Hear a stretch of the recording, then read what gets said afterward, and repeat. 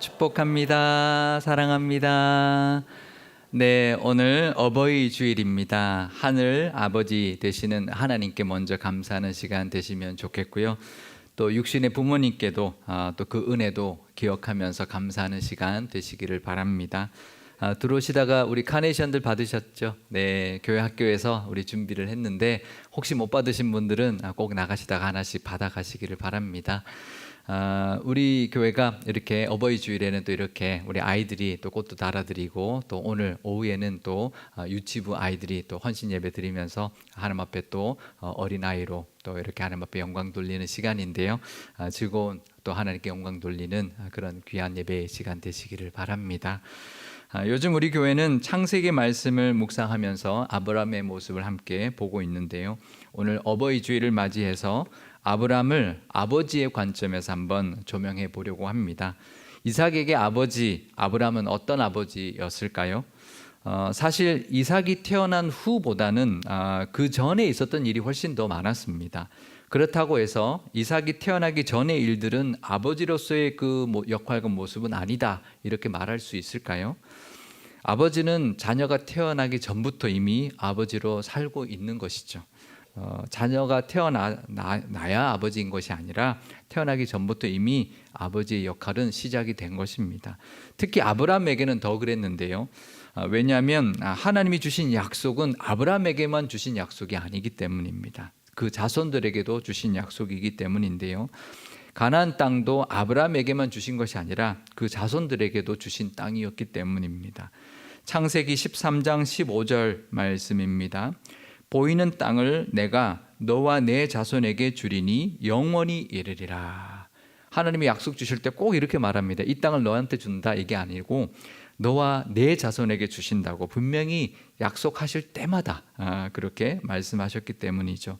그러니 그 약속을 붙들고 그 약속을 이루어가는 것은 아브라함에게는 이미 아버지의 역할을 하고 있는 것이었습니다.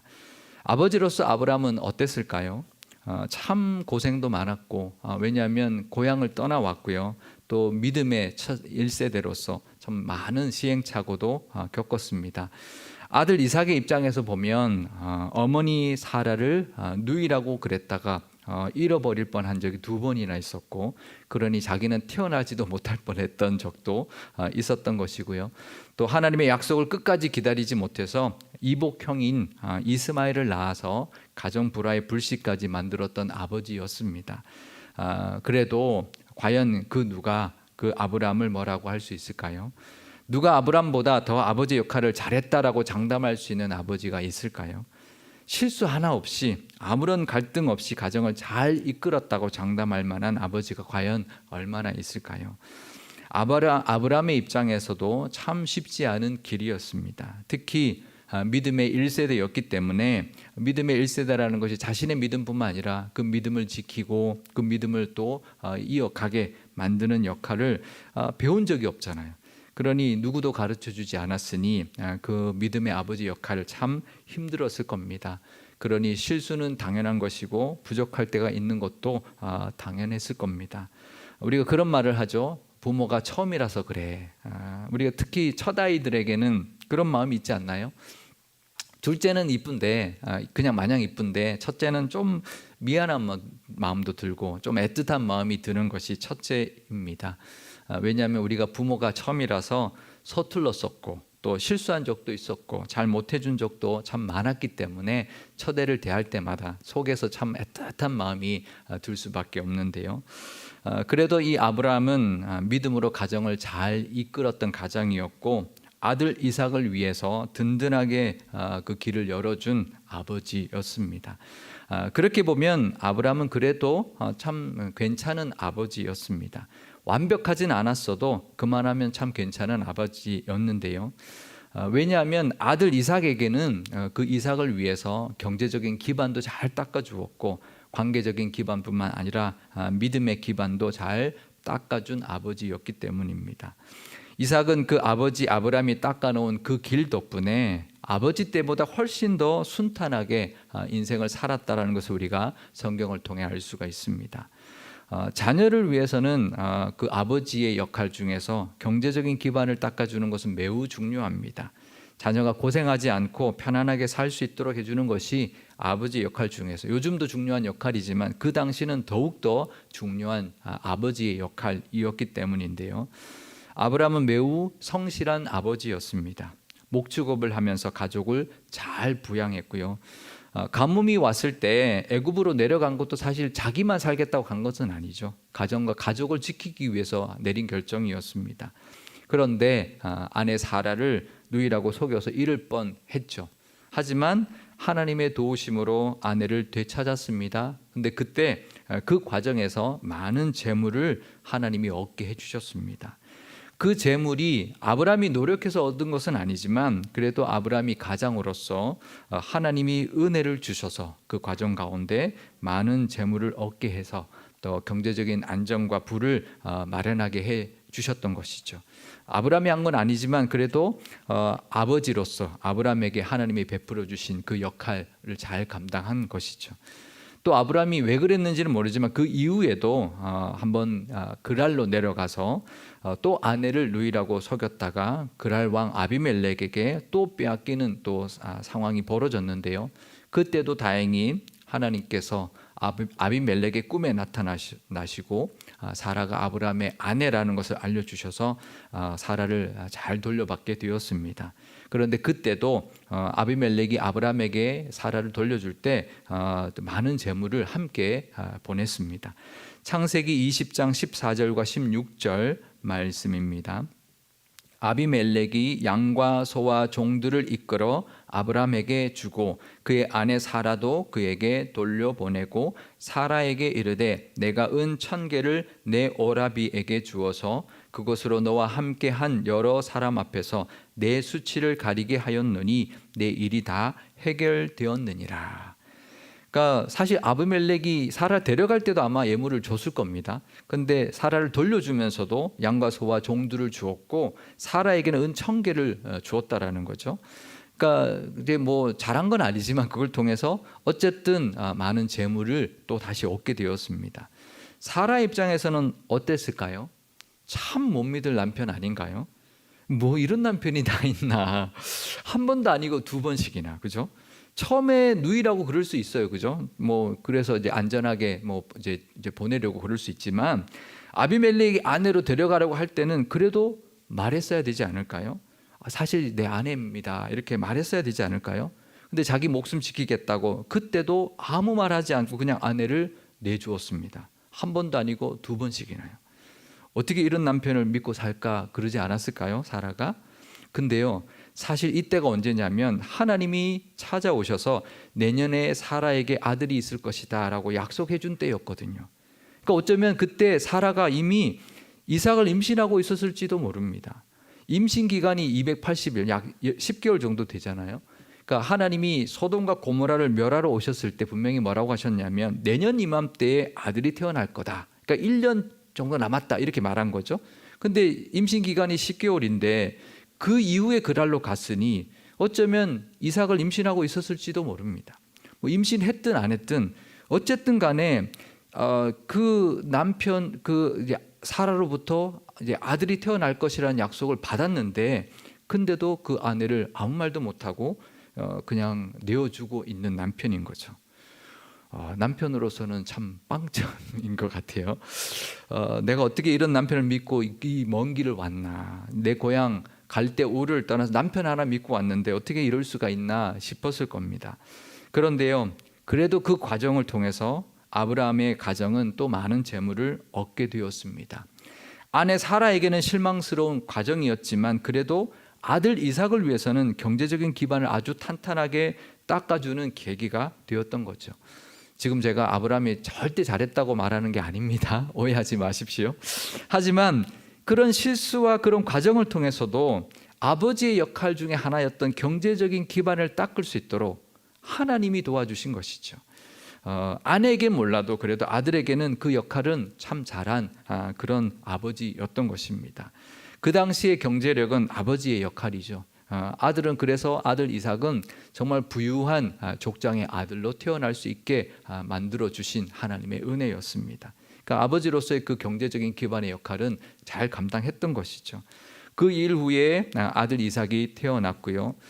그러자 아비멜렉이 군대 장관 비골과 함께 와서 아브라함과 언약을 맺는 장면이 나옵니다. 창세기 21장 22절에서 23절 말씀입니다. 그때에 아비멜렉과 그 군대 장관 비골이 아브라함에게 말하여 이르되 내가 무슨 일을 하든지 하나님이 너와 함께 계시도다. 그런즉 너는 나와 내 아들과 내 손자에게 거짓되이 행하지 아니하기를 이제 여기서 하나님을 가리켜 내게 맹세하라. 내가 내게 후대한 대로 너도 나와 내가 머무는 이 땅에 행할 것이니라. 그러니까 사실 아브라함이 좀 이 말이 조금 좀 어떤 보면 좀 이해가 안 되는데요. 사실 아브라함이 늘 괴롭힘을 당했거든요. 근데 지금 보니까 딱 하나님이 이 아브라함과 함께하는 게 보인 거죠. 이제 사실 아브라함이 늘 아비멜렉의 앞절을 보면 아비멜렉의 종들에게 우물을 계속 빼앗기고 괴롭힘을 당했다고 나오는데, 근데 아비멜렉의 꿈에 하나님이 나타나셨잖아요. 그리고 아무리 봐도 자기가 보니까 정말 하나님이 아브라함과 함께하는 것이 이제 보이는 거죠. 그러니까 이제 두려웠던 것입니다. 그래서 찾아온 거죠. 사실 왕인데 일개 족장을 찾아와서 우리 서로 잘 지내보자, 서로 싸우지 말고 서로 침범하지 말고 해치지 말고 적대시하지 말고 잘 지내보자라고 언약을 맺는 거 쉽지 않습니다. 근데 그랬다라는 거죠. 사실 아브라함은 유목민으로 그 땅에 떠도는 이방인으로 살았습니다. 그러니 그 땅에서 터를 잡고 있던 사람들에게는 늘 괴롭힘을 당하고 우물도 뺏기면서 그렇게 살고 있었던 것이죠. 사실 그런 관계는 고스란히 이삭에게로 이어졌을 겁니다. 그런데 이 아브라함이 그 땅 원주민들과 그래도 관계를 잘 맺고 살아왔던 것이죠. 나중에 사라가 죽고 사라의 매장지를 구하는 그런 장면을 보아도 헷 족속과의 관계가 너무나 좋았다라는 것을 우리가 알 수 있는데요. 창세기 23장 6절 말씀입니다. 내 주여 들으소서. 당신은 우리 가운데 있는 하나님이 세우신 지도자이시니 우리 묘실 중에서 좋은 것을 택하여 당신의 죽은 자를 장사하소서. 우리 중에서 자기 묘실에 당신의 죽은 자 장사함을 금할 자가 없으리이다. 이게 지금 아브라함이 하는 말이 아니라 헷 족속 사람들이 아브라함에게 하는 말이거든요. 그러니까 아브라함이 지금 내 아내가 죽었으니 내 아내 장사할 땅을 좀 허락해 주십시오라고 하니까 그 사람들이 이렇게 말합니다. 우리의 묘실 중에 그 누구도 자기 묘실에 그 사라를 장사하는 거 금할 자가 없으니 그냥 아무 묘실이나 원하는 대로 좋은 대로 택해서 장사하십시오. 이렇게 말을 하는 거죠. 아브라함이 그 땅에서 이제 살면서 그랄 땅 블레셋 족속뿐만 아니라 또 이 헤브론 땅 헷 족속들과도 아주 화평한 관계를 잘 닦으며 살고 있었던 것이죠. 우리가 이제 나중에 이삭이 이제 그랄 땅으로 갔을 때도 블레셋 사람들에게 계속 우물을 빼앗기는 장면이 나오죠. 그러니까 우리가 그거 보면 뭐 아브라함이 했어도 뭐 이삭에게도 똑같았겠네 이렇게 생각할 수 있는데 아브라함 때와 좀 다릅니다. 왜냐하면 아브라함 때는 아비멜렉의 종들에게 빼앗겼다고 말하거든요. 아비멜렉은 왕인데 왕의 종들이 자기들 마음대로 그렇게 빼앗을 수 있을까요? 결국 왕이 빼앗아 간 거죠. 근데 이삭은 그러지 않았습니다. 왕이 빼앗아 간 게 아니라 몇몇 주민들이 이삭의 우물을 빼앗긴 거죠. 빼앗은 거죠. 그러니까 이삭에게 적대시한 것은 왕이 아니라 그냥 그 몇몇 주민들이 못되게 굴었다라는 것이죠. 그래서 나중에 그랄 왕 아비멜렉이 아버지 아브람 때처럼 이삭에게도 찾아옵니다. 그래서 다시 언약을 아버지 때처럼 맺는 장면을 볼 수가 있는데요. 그러니까 기본적으로 이 이삭은 아버지 아브람이 닦아놓은 그 관계적인 그 기반이 있었고 그 위에 살았다라는 것을 알 수가 있습니다. 물론 그래도 힘들 때가 있었지만 아브람 때에 비하면 훨씬 더 나았던 거죠.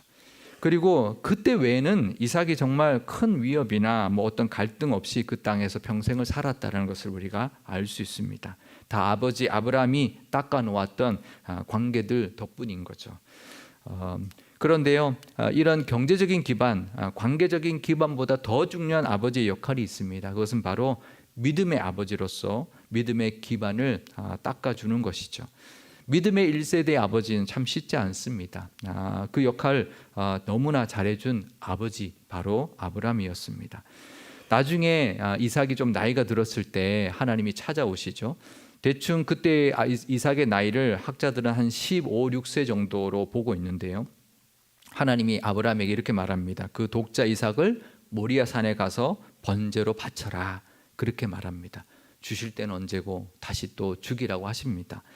주실 때는 25년 걸려 주셨는데 데려가실 때는 15년 만에 데려가시는 것입니다. 창세기 22장 2절 말씀입니다. 여호와께서 이르시되 내 아들 내 사랑하는 독자 이삭을 데리고 모리아 땅으로 가서 내가 내게 일러준 한 산 거기서 그를 번제로 드리라. 사실 이거 어느 아버지가 이거 감당할 수 있는 명령일까요? 이 청천벽력 같은 하나님의 명령이죠. 사실 이제 좀 살만하고 아들 때문에 노년에 기쁨을 좀 누릴 만한데 그 100세에 낳은 아들을 어떻게 번제로 제물로 바칠 수가 있을까요? 사실 말도 안 되는 명령이고 이해할 수도 없고 따를 수도 없는 명령이었습니다. 그런데 아브라함은 아무런 대꾸하지 않습니다. 그리고 고민도 하지 않고 다음날 일찍 일어나서 그 길을 떠나는 것을 볼 수가 있습니다. 그리고 모리아 산에 올라가서도 아무런 주저함 없이 그 아들 이삭을 결박하고 칼을 들어서 정말 그 아들을 죽이려고 합니다. 창세기 22장 9절에서 10절 말씀입니다. 하나님이 그에게 일러주신 곳에 이른지라 이에 아브라함이 그곳에 제단을 쌓고 나무를 버려놓고 그의 아들 이삭을 결박하여 제단 나무 위에 놓고 손을 내밀어 칼을 잡고 그 아들을 잡으려 하니. 그러니까 우리가 이 장면에서 아브라함의 믿음의 이야기를 많이 합니다. 그렇죠? 이 믿음도 대단하죠. 사실 그 믿음이 아니로고는 어떻게 그 아들을 잡을 수가 있겠습니까? 어떻게 번제 제물로 드릴 수 있겠습니까? 그런데요, 아들 이삭의 입장에서는 어땠을까요? 우리 아버지 왜 이러지? 아버지 못 믿겠네 이렇게 생각했을 수도 있는데요. 그런데 이 장면을 보면 이삭은 혈기가 왕성한 나이였습니다. 그런데 아브라함은 이미 100세가 훌쩍 넘은 노인이었죠. 힘으로는 이삭을 감당할 수 없는 그런 때였는데 이삭이 아무런 반항도 하지 않습니다. 그냥 순순히 결박당하고 정말 칼을 드는 아버지에게 소리 한 번 지르지 않습니다. 정말 이삭도 그 순종하는 모습을 볼 수가 있는데요. 이삭이 그 아버지의 순종에 자기도 순종하는 모습을 보였고 또 하나님이 자신을 대신할 순양을 예비해 두신 것, 또 그래서 번제를 자기를 대신하여 드릴 수 있는 그런 신앙의 경험을 아브라함만 한 것이 아니라 이삭도 함께 하게 되었던 것이죠. 그런 믿음의 모습을 아버지 아브라함이 이삭에게 직접 보여주었고 그 믿음의 기반을 닦아주었던 것입니다. 그러니까 이 경험, 신앙의 경험이 이삭에게는 평생 잊지 못할 겁니다. 아마 각인이 되었을 겁니다. 그죠? 어떻게 잊을 수 있겠습니까? 그러니까 이거는 아마 이삭을 믿음을 붙들어줄 아주 중요한 사건이 되었을 겁니다. 어떤 명령일지라도, 정말 이해할 수 없는 명령이라 할지라도 하나님의 말씀에 순종하려고 했던 그 아버지의 모습, 이 이삭에게는 정말 평생의 믿음의 유산으로 남았을 겁니다. 우리 부모 세대가요, 수많은 일들을 겪었습니다. 다 우리를 위해서 감당해 준 수고들이었습니다. 뭐 내가 없을 때 한 것, 그래도 다 부모로서 하신 수고들이었죠. 또 믿음을 부모님에게 물려받았다면 그것보다 더 귀하고 감사한 일은 없을 것입니다. 오늘 어버이 주일에 우리 육신의 부모님께 그 모든 모습들을 감사하는 시간 되시기를 바랍니다. 우리 부모님들이 한 것 다 우리를 위해서 하신 것이죠. 그 감사하고 기억하는 시간 되시기를 바랍니다. 또 참 아버지가 되시는 하나님께도 감사해야 할 것입니다. 그것은 우리를 구원하시기 위하여 아들을 내어주셨기 때문입니다. 아들을 제물로 내어주심으로 우리에게 구원의 길을 열어주셨으니 그 아버지의 은혜, 하나님 아버지의 은혜가 얼마나 큰지 모르죠. 그 은혜에 감사하는 시간 되시기를 바랍니다. 이번에 창세기를 묵상하면서 깨닫게 된 것이 하나 있는데요. 아브라함이 이삭이 젖을 떼는 날 잔치를 베풀었는데 그날 이스마엘이 이삭을 놀리는 사건이 발생하게 됩니다. 그것 때문에 하갈과 이스마엘 이 모자가 그 집에서 쫓겨나게 되었습니다. 그런데 그 장면을 보면 그 모자는 한 푼도 받지 못하고, 그러니까 아브라함이 한 푼도 주지 않고 내보내는 것을 보게 됩니다. 창세기 21장 14절 말씀입니다. 아브라함이 아침에 일찍이 일어나 떡과 물 한 가죽 부대를 가져다가 하갈의 어깨에 메어주고 그 아이를 데리고 가게 하니 하갈이 나가서 브엘세바 광야에서 방황하더니. 그러니까 이게 아브라함은 정말 갑부잖아요. 정말 부유한 족장인데 그래도 첩이고 아들인데 내보내는데 재산을 하나도 안 주고 보냅니다. 게다가 그냥 떡과 물 한 가죽 부대만 들려서 보내는데 그것도 낙이 한 마리 안 주고 하갈의 어깨에 메어주고 그냥 내쫓듯이 그냥 내보냅니다. 정말 그 죽을 수밖에 없는 상황이죠. 그 물이 떨어져서 정말 두 모자는 죽을 뻔했지만 하나님께서 샘을 발견하게 하시고 그들을 살려주셨는데요. 그전에는 어떻게 이럴 수 있는가, 참 아브라함이 왜 그랬을까 그런 생각이 들었는데요. 이번에는 아버지 아브라함의 입장에서 보니까 그 일이 얼마나 힘들었을까 그런 생각을 하게 되었습니다. 그렇죠? 아브라함에게는 정말 뼈아픈 그런 일이었을 겁니다. 그러면서 그때 그 아브라함 아버지의 그 마음이 바로 하나님의 마음이었다라는 것을 깨닫게 되었습니다. 이스라엘에는 아사셀이라는 제물이 있는데요. 대속죄일이라고 1년에 단 하루 그동안 지었던 백성들의 모든 죄를 속죄함 받는 날이 있습니다. 그날 하루 그동안 지었던 모든 죄를 다 속죄함 받는 날인데 그날에 제물을 택하는데 2마리의 염소를 택합니다. 그 중에 하나는 우리가 늘 보는 대로 성전에서 제물로 잡아서 속죄 제사를 드리는 제물로 쓰는데요. 한 마리는 그렇지 않고 그냥 산채로 그냥 광야로 내보내서 거기서 죽게 합니다. 레위기 16장 10절 말씀입니다. 아사셀을 위하여 제비 뽑은 염소는 산채로 여호와 앞에 두었다가 그곳으로 속죄하고 아사셀을 위하여 광야로 보낼지니라. 이 아사셀은 원어로 아자젤, 에자젤 이런 이제 발음이 하는데요. 염소라는 뜻의 에즈라, 또 버리다라는 뜻의 아질이 합쳐진 합성어입니다. 그래서 내어 보내는 염소, 그러니까 속죄하는 염소 이제 그런 뜻인데요. 그러니까 이 아자젤이 광야로 내쫓는 염소라는 뜻인데 이스마엘이 이 아브라함에게는 아사셀 같은 거죠. 내쫓으면 그냥 거기서 죽을 수밖에 없기 때문입니다.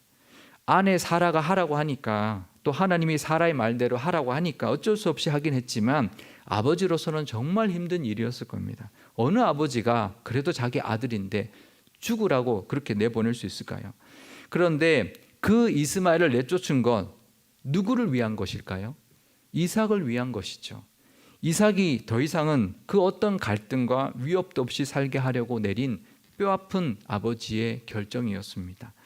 아사셀은 바로 십자가상에서 하나님께 버림받는 하나님의 아들 예수님을 상징합니다. 독생자 예수님을 십자가에서 죽게 내어주신 것은 누구를 위한 것인가요? 바로 우리를 위하여 내리신 하나님 아버지의 뼈아픈 결정이었습니다. 그때 그 하나님의 마음이 얼마나 아프고 힘들었을까요? 이스마엘을 내쫓은 그 아버지 아브라함의 마음이 바로 이 하나님의 마음이었을 겁니다. 아들을 십자가에 내어주신 아버지 하나님 아버지의 마음이었던 것이죠. 아버지 아브라함이 그렇게까지 한 것은 바로 아들 이삭을 위해서 한 것이었던 것처럼 하나님이 아들 예수님을 그렇게 아사셀로 내어주신 것은 바로 하나님의 자녀가 된 우리를 위해서 그러신 것이었습니다. 오늘 어버이 주일 우리 육신의 부모의 그 마음도 우리가 헤아리고 감사해야 할 것입니다. 또 한편으로 우리를 위하여 그 모든 아픔을 다 견디시고 아들을 십자가에까지 내어주신 하나님 아버지의 그 마음도 헤아리고 감사하는 시간 되시기를 주님의 이름으로 축원드립니다. 기도하시겠습니다.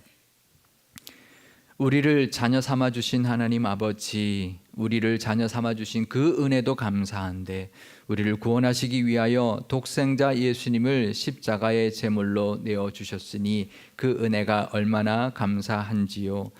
우리를 구원하셨을 뿐만 아니라 우리에게 늘 일용할 양식도 주시고 필요한 모든 것을 예비하시고 공급해 주시니 그 은혜로 살고 있음에 또한 감사의 감사를 드립니다.